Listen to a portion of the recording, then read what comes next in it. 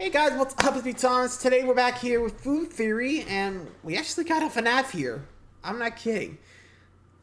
This one's called FNAF Was Right, Breakfast Sucks. Okay.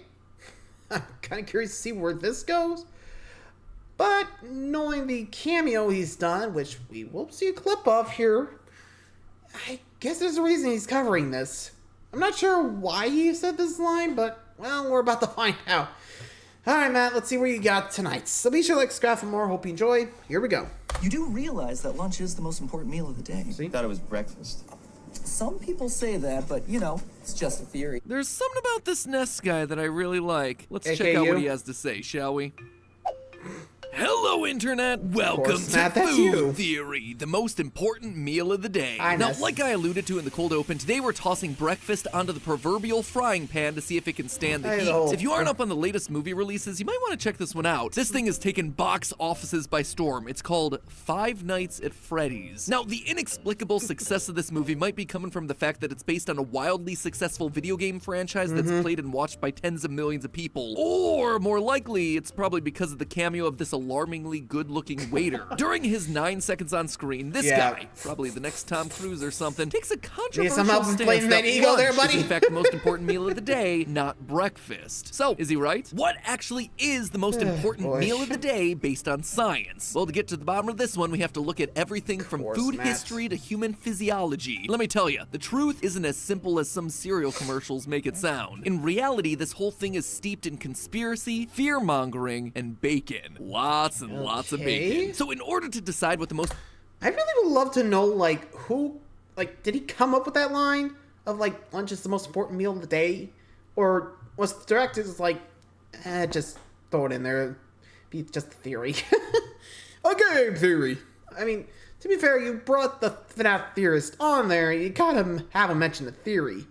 So, I'm not sure who suggested it. It could have been the director, could have been Matt coming up with himself, but well, I guess curiosity stuck with him to look into this, so we might as well see if breakfast is the most important. Shall we? Let's find out.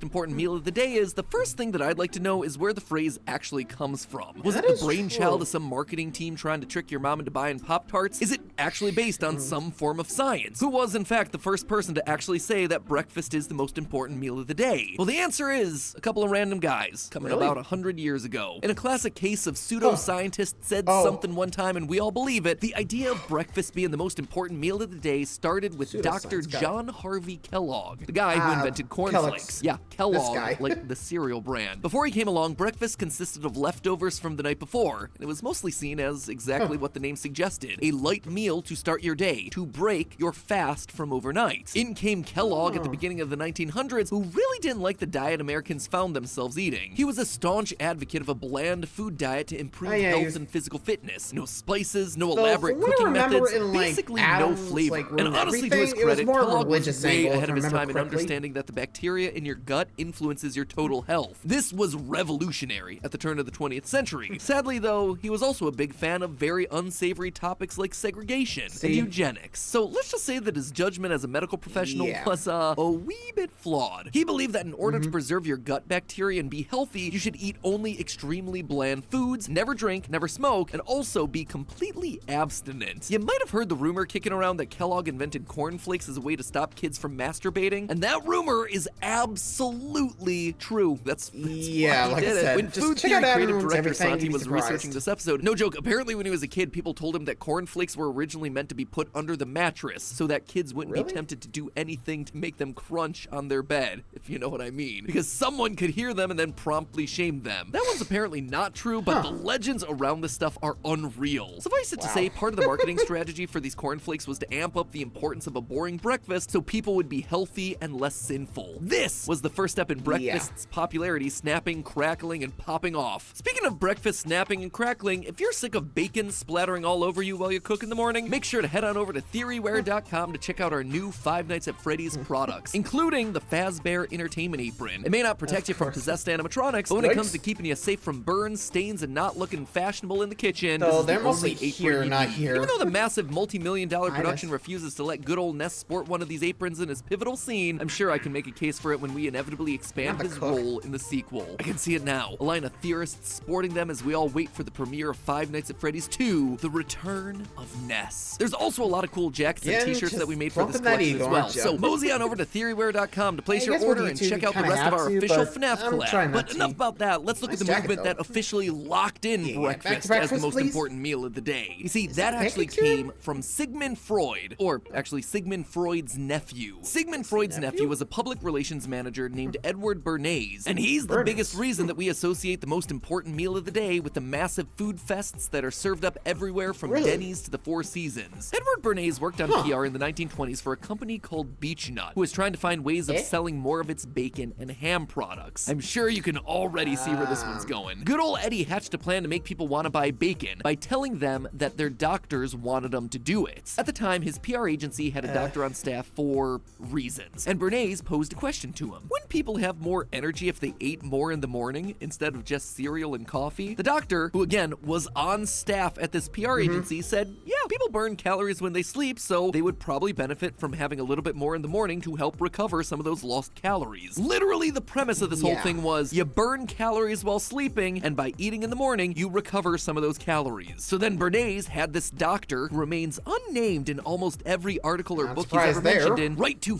5,000 other physicians basically asking, hey, do you agree that the body burns calories overnight and that eating a hearty breakfast could potentially recover those calories? Sure, And potentially. 4,500 of them responded with a, well, yeah, because they were basically just asking, if you burn calories, do you put calories back in your body by eating more? When asked what would make a hearty breakfast, many of the physicians referenced bacon and eggs, and from there, the story wrote itself. Bernays claimed that a hearty breakfast prominently featuring bacon was medically based. It worked like a charm, and lo and behold, today 70% of bacon is eaten at breakfast, and the meal became so ubiquitous with health and a good day that no one ever stopped to think twice. In short, the nephew of Freud slipped this one right past us. Pretty so much. where then does that leave us? The idea that breakfast is the most important meal of the day isn't definitely and can't has trust never them. been based on human physiology or any actual science. The breakfast that we know today Well, is that's the literally question. hundreds of years Who of marketing tested it? ploys Or designed to at get least, you, did me, anyone your test it? parents, and their parents to buy stuff, and it has worked like a charm. But the unanswered question still remains. What is the most important meal of the day? Oh boy, let me tell you, when you start down the road researching this one, it gets complicated in a hurry. Not because of some crazy science, but instead because of the terminology. In a bizarre twist, the history of the human race has seen basically every meal called by every name of every other meal at some point. Let me just take you on a quick crash course to show you exactly what I mean. Breakfast is the compound word for breaking your fast, referring to whatever the first thing you eat is after having not eating or fasting all night. So whenever you eat your first meal of the day, that's technically your breakfast, which is going to be important to remember, so hang on to that little bit of info. In the olden days, before electricity, humankind timed all their activities based on the availability of light. When it's light, we wake up, we start doing things. When it's dark, we go to bed. Because of the need to do things during the day, people would wake up, get stuff done, then eat their most substantial food in the middle of the day when they could see the food and prepare and cook it, and then finish doing their activities and go to sleep with the sun. There are records of this pattern going all the way back to Roman times. You know all those frescoes of Romans eating grapes on a couch? Yeah, that wasn't some late night bacchanal supper club. That was happening at like 1 in the afternoon in broad daylight. When the Damn. Western world transitioned to Christianity, the Catholic Church actively discouraged people from eating in the morning before attending morning mass, because eating before attending mass was considered gluttony, one of the seven deadly sins. This tradition is actually carried over in a lot of Catholic countries to this day, where it's still somewhat frowned upon to eat breakfast before going to church on Sundays. Okay, so people started off having that's breakfast true. as their midday meal. Does that That actually makes sense, but I think it depends on when you go to church. Like, sure, Sundays you go to church early, but back for me, it wasn't really Sunday, it was Saturday. I think we actually went in the afternoon. So we get there, come on back home, have some dinner, that's it. Do whatever you want. Or at least it's what I remember, but I'm not too sure. It's been a while. So, what are you going to do, right? Anyway, move along. that then count what's as next? breakfast or lunch then? You can see we already have ourselves a problem here. Historically, breaking your fast or eating breakfast had nothing to do with eating in the morning because it made sense to eat your largest meal at the middle of the day, known as lunch. Or is it? Because here's a new twist. What we see as lunch today was historically known as dinner. Yeah, it gets even more confusing. Before the Industrial Revolution, most work was done in individually owned shops or farms where it was customary to take a larger break in the middle of the day to eat at home, just like we talked about originating from the Roman days. This home home-based meal was usually a large, hot meal that would be your biggest, which is why in places like the UK, the midday meal is still often called this. In a lot of places, the midday meal was so substantial that it was customary to take a nap, which is where we get the common practice of a midday rest. If you've ever spent time in countries like Italy, Spain, or Greece, you'll have come across siesta or riposo, times where workers and shopkeepers close up, eat, and then take themselves a nap. In more rural areas, these still absolutely exist and can last upwards of 3 hours, giving people plenty of time to recharge during what we would now consider to be the mid-afternoon slump. So why don't we still do this? Well, this main breakfast, dinner, lunch that people have been eating for thousands of years was upended in the 1800s by a little fad called the Industrial Revolution. This thing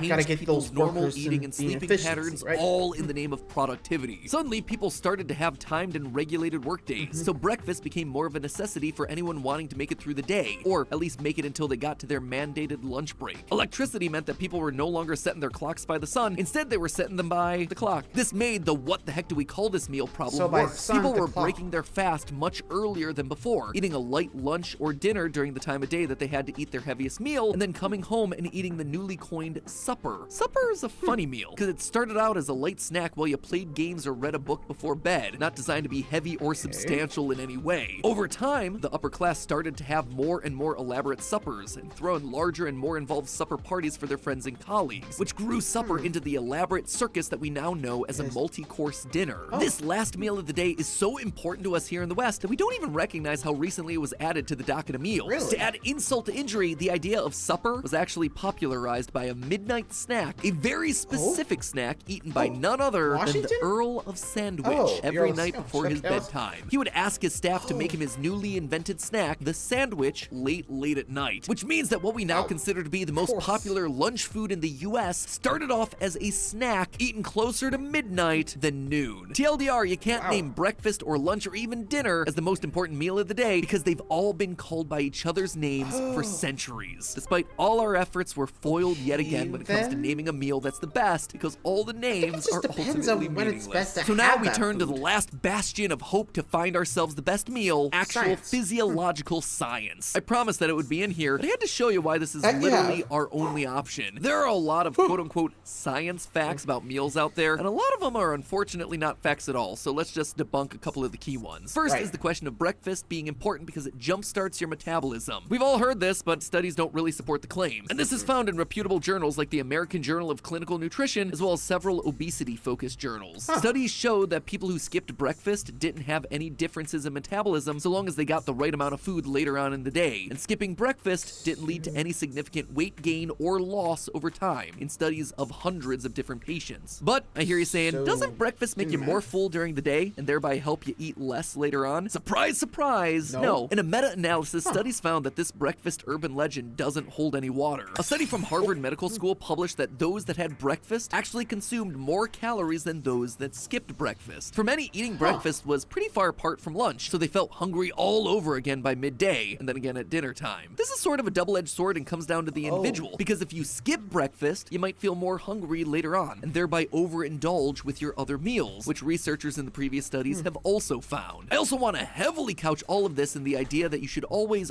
be eating enough food for your body. All bodies are different, and that all bods are beautiful bods. Skipping meals is something that all of us have done at some point or another because of a variety of different reasons, but I want to make it very clear that we are reporting on research, not telling individuals how they should be eating or not eating. That right there, that could be super dangerous. The point is that when you read the headline, skipping breakfast is bad for your health, it's not really telling you the whole story, and it ends up just being another misleading soundbite. So what the heck is true then? The established science changes on this topic, but right now what's well accepted in nutrition and physiology journals is that your body's circadian rhythm, your natural sleeping and wake cycles, matters a lot when it comes to your eating. Your circadian rhythm prepares you to be more efficient at absorbing and digesting foods in the first half of the day, and specifically not later on in the day when most of us are currently eating the majority of our caloric intake. For most people, both breakfast and lunch fall into the first half of the day, whether you're eating at 8 a.m. or 1 p.m., and this has been shown repeatedly to be the better half of the day to focus on when it comes to filling your plate. Your late evening meals, whether you're calling them dinner or supper or whatever, are likely hitting your body at a time when it's less able to effectively absorb nutrients and is already releasing melatonin and decreasing insulin in preparation for your sleep. This chart from the Handbook of Experimental Pharmacology gives a very high-level summary of how your body is regulated by your sleep-wake cycle. It shows that during the earlier parts of the day, you have better glucose tolerance, better insulin insulin secretion, and the ability to basically use energy efficiently to fuel you up quickly. When you're asleep, your body wants to do the maintenance activities, not process a bunch of new food that's floating around in your system. At night, your body goes through gluconeogenesis, that process that you learned about in biology where it makes new energy for the next day. It's also letting your mitochondria grow and support your cells, sending recovery nutrients to your muscles. Basically all the really important stuff that needs to happen if you want to feel like a person instead of a zombie the next day. When you don't sleep, you're missing out on all these processes, but when you eat right before going to sleep, you also disrupt a lot of these functions because your body has to deal with the very pressing demands of digestion. For a specific example that doesn't need a biology degree, take insulin. We're all generally aware of insulin and know it's important to regulate your blood sugar. In the back half of the day, your insulin decreases because your body expects you to be done eating. But what if you're like me and you're mainlining soda and ice cream at 2 a.m. to get through writing a script in a clearly hypothetical scenario that has never once happened ever? Well, when this happens, your body has to spike your insulin to deal with the onslaught of sugar floating around in your bloodstream. Insulin skyrockets, which leads to a huge cascade of other hormones, including the suppression of MCH, or melanin concentrating hormone, which then keeps you from falling asleep. Eating at night, instead of sending signals to your brain that you're full, can also lead to your brain producing more of the hormone orexin, the neurotransmitter that tells your brain that it's hungry. So eating at night can disrupt your ability to go to sleep and even lead to you being even hungrier in the long run, which is why a lot of people find themselves caught in a snacking chain for hours and hours deep into the evening. When then should we be eating? What is the most important meal of the day? Well, pretty clearly it should be sometime in the first half of the day based on our circadian rhythms. Problem is, after all the marketing scams and long work hours and restaurants that serve you 1,000-calorie dinners at 9 p.m., it is hard to eat the way that your body was designed to. The most important meal of the day, according to our bodies, should be taking place sometime in the sort of middle of the day, like between 10 a.m. and 2 p.m. It's been called breakfast, it's been called lunch, sometimes it's even called dinner. So what you call it's entirely up to you. Though for the record, Ness the waiter was right because lunch is the meal that we eat in the middle of the day. Just saying. The problem is that these hours are expected to be prime working hours for most of us. I know for me, I have meetings during this block of time practically every day. Stopping everything that I'm doing to eat a hot, hearty meal at noon? Yeah, it's not a luxury that most people have. The reason this topic feels so confusing is that when you follow where the evidence leads, it presents a solution that's just not possible for a lot of us to execute. That said, this is one of those instances where knowledge is power. There are meal plans out there that you can try where you eat half of your daily calories at lunch and then just 20% at dinner, leaving 30% for breakfast if you're keeping track. It might be interesting to try shifting your eating around a little bit to see if it makes you feel better, sleep better, or just feel more comfortable in your own body. I know that after doing all this research for this episode, I'm gonna be trying some of these tactics too. Thanks for the tip there, Ness. That does sound like I was gonna do. But hey, that's just a theory. A food theory. Bon appetit. Hopefully in the first half of the day.